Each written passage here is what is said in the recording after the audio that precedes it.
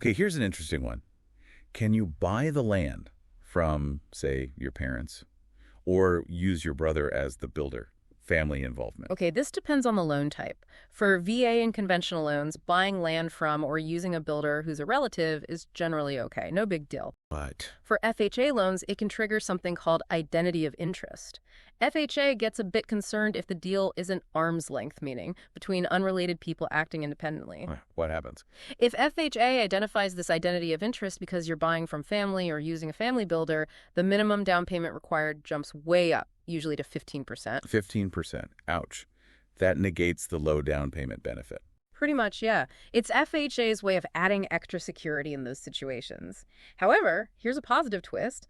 If a relative gifts you the land, that's usually fine for all loan types, including FHA. Oh, so gifting is okay. Yes, and that gifted land equity can often count towards your down payment requirement, which is great. Good to know.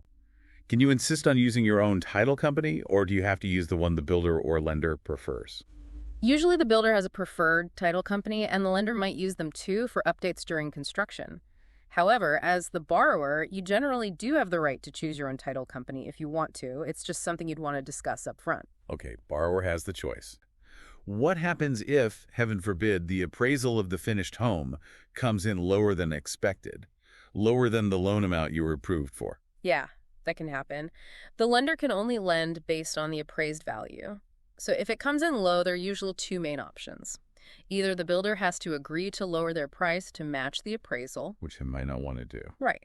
Or the other option is you, the borrower, have to make up the difference in cash at closing. Bring extra money to the table. Oof. Okay, good to be aware of that possibility. Yeah. What about modular or factory-built homes? Are they ever eligible? Sometimes yes, particularly under FHA guidelines. The key is they have to be off-frame modulars.